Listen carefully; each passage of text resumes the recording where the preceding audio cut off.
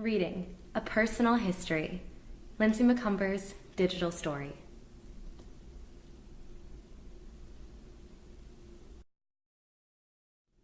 Even though I'm studying to be an English teacher now, I started my journey as a reader who didn't understand why I was reading.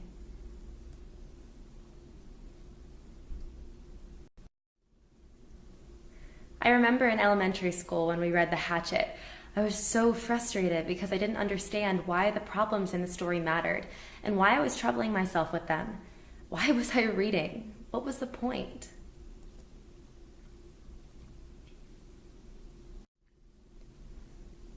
I also hated the length. But then in middle school, we would read short stories in class out of these anthologies, and I still didn't like them. They seemed almost too short at this point, and therefore even more pointless. I feel like my early adolescence was focused on figuring out why fiction mattered.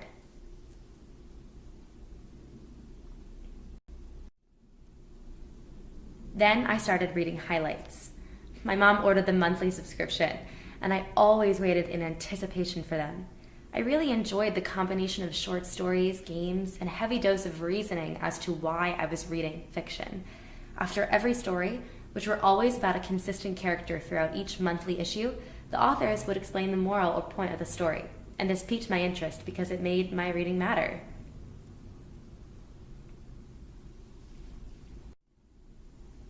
Still, highlights only go so far. I still didn't like reading much else, until I came across the Dear America novel series for middle schoolers. At around 200 pages each, these novels weren't short stories by far, so they introduced me to longer reading like The Hatchet, but because they were all seemingly based on true stories, they also mattered to me. The conflicts, troubles, and morals at the ends of the stories all made sense to me because they didn't seem to be fiction. But because the style of the novels were fiction, it opened the door for my love for it. Standing in the Light in particular piqued my interest because I was able to identify with Catherine, a young blonde girl, seemingly my age, living in Eastern America, where I'm from, even though it was in 1763. This started my journey with fantasy, escape, and what J.R.R. Tolkien calls subcreation.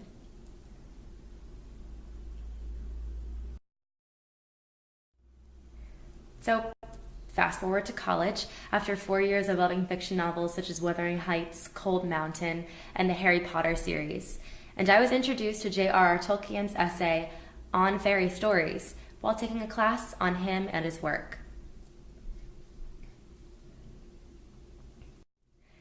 In 3 weeks, I read The Hobbit, the entire Lord of the Rings series, various fantasy short stories by him in a Tolkien miscellany, and The Silmarillion, which is the mythology of Middle-earth and everything that you know about the Lord of the Rings.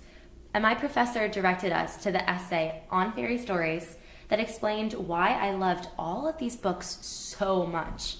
How could I love fantasy so much at this point in my life, when my early adolescent self couldn't even enjoy The Hatchet?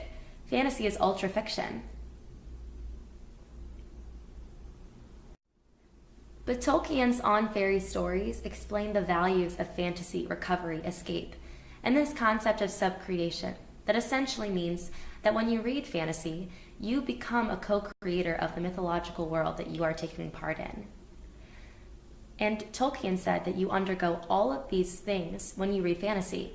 I realized that I had grown to appreciate these attributes of ultrafiction by easing into it through the Dear America novels, my first chance of becoming a sub-creator.